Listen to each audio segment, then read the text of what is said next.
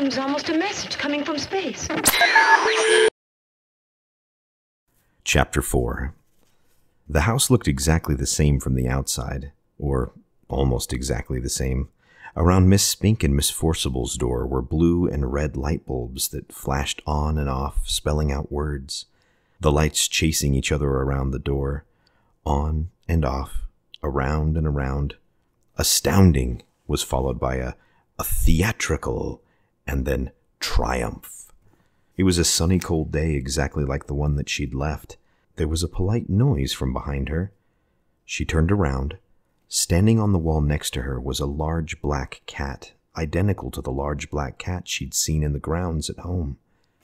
"Good afternoon," said the cat. Its voice sounded like the voice at the back of Coraline's head, the voice that she thought words in, but a man's voice, not a girl's. "Hello," said Coraline. "I saw a cat like you in the garden at home. You must be the other cat." The cat shook its head. "No," it said. "I'm not the other anything. I'm me." It tipped its head to one side. Green eyes glinted. "You people are spread all over the place. Cats, on the other hand, keep ourselves together, if you see what I mean." "I suppose. But if you're the same cat I saw at home, how can you talk?" Cats don't have shoulders, not like people do. But the cat shrugged in one smooth movement that started at the tip of its tail and ended in a raised movement of its whiskers. "I can talk." "Cats don't talk at home." "No?" said the cat. "No," said Coraline. The cat leapt smoothly from the wall to the grass near Coraline's feet. It stared up at her. "Well, you're the expert on these things," said the cat dryly. "After all, what would I know? I'm only a cat." It began to walk away, head and tail held high and proud. "Come back," said Coraline. "Please, I'm sorry. I really am." The cat stopped walking, sat down, and began to wash itself thoroughly, apparently unaware of Coraline's existence. We could be friends, you know," said Coraline. "We could be rare specimens of an exotic breed of African dancing elephants," said the cat. "But we're not. At least," it added cattily, darting a brief look at Coraline, "I'm not." Coraline sighed. "Please, what's your name?" Coraline asked the cat. "Look, I'm Coraline, okay?" The cat yawned slowly, carefully revealing a mouth and tongue of astounding pinkness. "Cats don't have names," it said. "No?" said Coraline. "No," said the cat. "Now, you people have names. That's because you don't know who you are. We know who we are, so we don't need names." There was something irritatingly self-centered about the cat, Coraline decided, as if it were, in its opinion, the only thing in the world or place that could possibly be of any importance. Half of her wanted to be very rude to it. The other half of her wanted to be polite and deferential. The polite half won. "Please, what is this place?" The cat glanced around briefly. "It's here," said the cat. "Well, I can see that. Well, how did you get here?" "Like you did. I walked," said the cat. "Like this." Coraline watched as the cat walked slowly across the lawn. It walked behind a tree, but didn't come out the other side. Coraline went over to the tree and looked behind it. The cat was gone. She walked back towards the house. There was another polite noise from behind her. It was the cat. "By the by," it said, "it was sensible of you to bring protection. I'd hang on to it if I were you." "Protection?" "That's what I said," said the cat. "And anyway," it paused and stared intently at something that wasn't there. Then, It went down into a low crouch and moved slowly forward, 2 or 3 steps. It seemed to be stalking an invisible mouse. Abruptly, it turned tail and dashed for the woods. It vanished among the trees. Coraline wondered what the cat had meant. She also wondered whether cats could all talk where she came from and just chose not to, or whether they could only talk when they were here, wherever here was. She walked down the brick steps to the Mrs. Spink and Mrs. Forcible's front door. The blue and red lights flashed on and off. The door was open, just slightly. She knocked on it, but her first knock made the door swing open, and Coraline went in. She was in a dark room that smelled of dust and velvet. The door swung shut behind her, and the room was black. Coraline edged forward into a small anteroom. Her face brushed against something soft. It was cloth. She reached up her hand and pushed at the cloth. It parted. She stood blinking on the other side of the velvet curtains, in a poorly lit theater. Far away, at the edge of the room, was a high wooden stage, empty and bare, a dim spotlight shining onto it from high above. There were seats between Coraline and the stage, rows and rows of seats. She heard a shuffling noise, and a light came toward her, swinging from side to side. When it was closer, she saw the light was coming from a flashlight being carried in the mouth of a large black Scotty dog, its muzzle gray with age. "Hello," said Coraline. The dog put the flashlight down on the floor and looked up at her. "Right. Let's see your ticket," he said gruffly. "Ticket?" "That's what I said. Ticket. I haven't got all day, you know. You can't watch the show without a ticket." Coraline sighed. "I don't have a ticket," she admitted. "Another one," said the dog gloomily. "Come in here, bold as anything. Where's your ticket? Haven't got one." "I don't know." It shook its head, then shrugged. "Come on, then." He picked up the flashlight in his mouth and trotted off into the dark. Coraline followed him. When he got near the front of the stage, he stopped and shone the flashlight onto an empty seat. Coraline sat down, and the dog wandered off. As her eyes got used to the darkness, she realized that the other inhabitants of the seats were also dogs. There was a sudden hissing noise from behind the stage. Coraline decided it was the sound of a scratchy old record being put onto a record player. The hissing became the noise of trumpets, and Miss Spink and Miss Forcible came onto the stage. Miss Spink was riding a one-wheeled bicycle and juggling balls. Miss Forcible skipped behind her, holding a basket of flowers. She scattered the flower petals across the stage as she went. They reached the front of the stage, and Miss Spink leapt nimbly off the unicycle, and the 2 old women bowed low. All the dogs thumped their tails and barked enthusiastically. Coraline clapped politely. Then they unbuttoned their fluffy round coats and opened them up.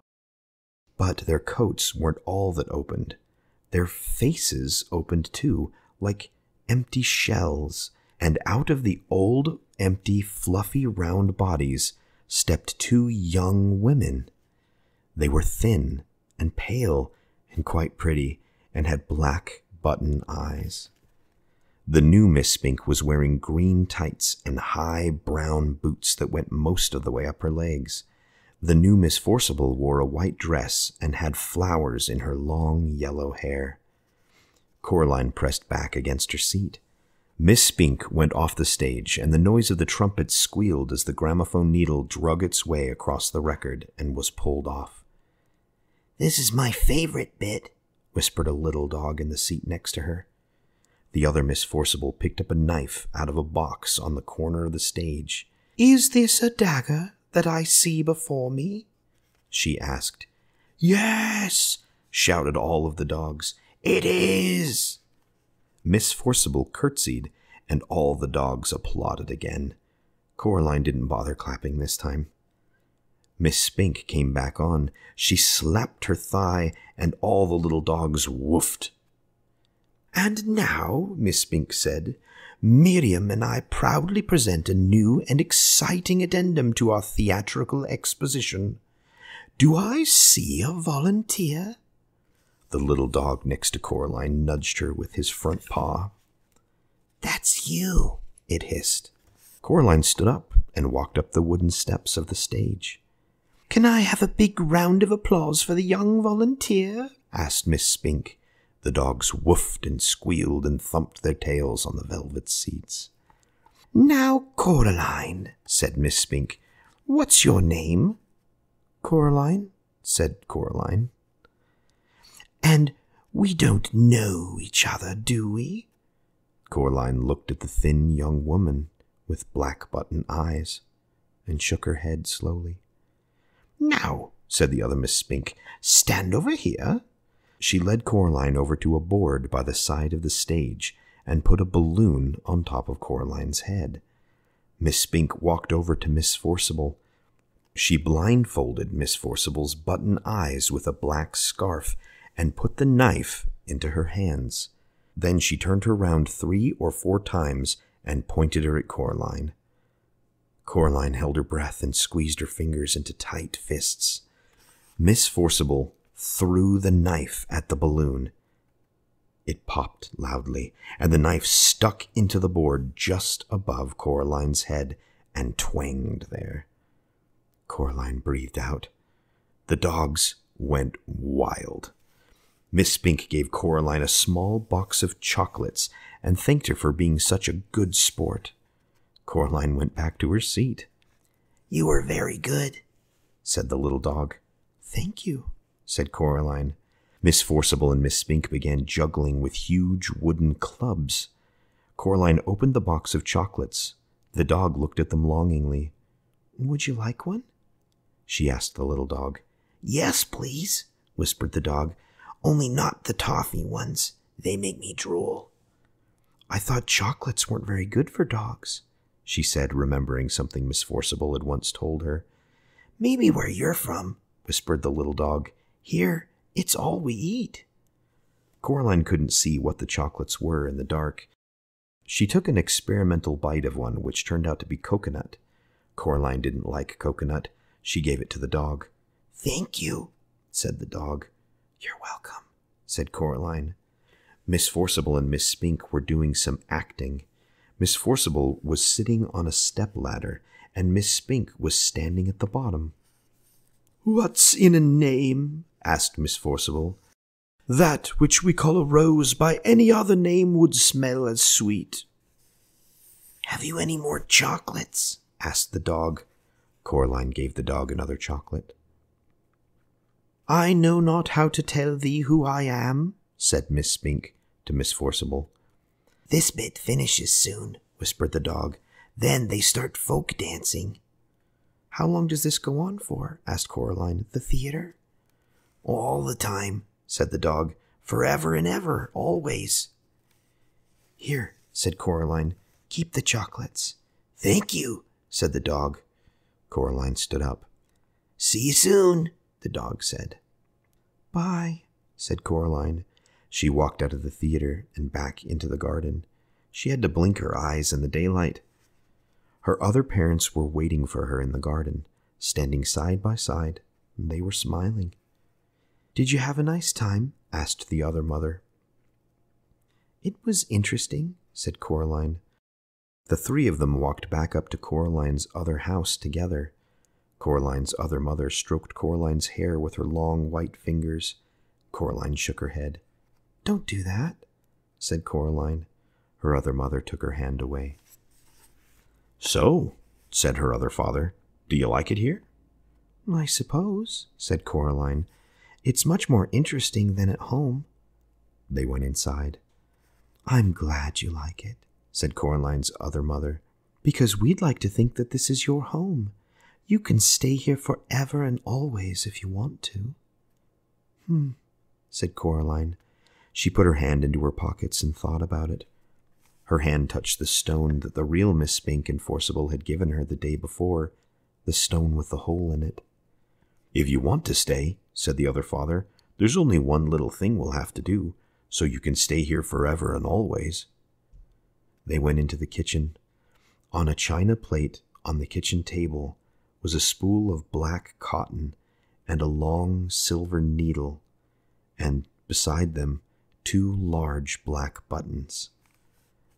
"I don't think so," said Coraline. "Oh, but we want you to," said her other mother. "We want you to stay, and it's just a little thing." "It won't hurt," said her other father. Coraline knew that when grown-ups told you something wouldn't hurt, it almost always did. She shook her head. Her other mother smiled brightly, and the hair on her head drifted like plants under the sea. "We only want what's best for you," she said. She put her hand on Coraline's shoulder. Coraline backed away. "I'm going now," said Coraline. She put her hands in her pockets. Her fingers closed around the stone with the hole in it. The other mother's hand scuttled off of Coraline's shoulder like a frightened spider. "If that's what you want," she said. "Yes," said Coraline. "We'll see you soon, though," said her father, "when you come back." Said Coraline. "And then we'll all be together as one big happy family," said her other mother. "Forever and always." Coraline backed away. She turned and hurried into the drawing room and pulled open the door in the corner. There was no brick wall there now, just darkness, a night-black underground darkness that seemed as if things in it might be moving. Coraline hesitated. She turned back. Her other mother and her other father were walking toward her, holding hands. They were looking at her with their black button eyes, or at least she thought that they were looking at her. She couldn't be sure. Her other mother reached out her free hand and beckoned gently with one white finger. Her pale lips mouthed, "Come back soon," although she said nothing aloud. Coraline took a deep breath and stepped into the darkness, where the strange voices whispered and distant winds howled. She became certain that there was something in the dark behind her, something very old and very slow. Her heart beat so hard and so loud that she was scared that it would burst out of her chest. She closed her eyes against the dark. Eventually, she bumped into something and opened her eyes, startled. She had bumped into an armchair in her drawing room. The open doorway behind her was blocked by rough, red bricks. She was home.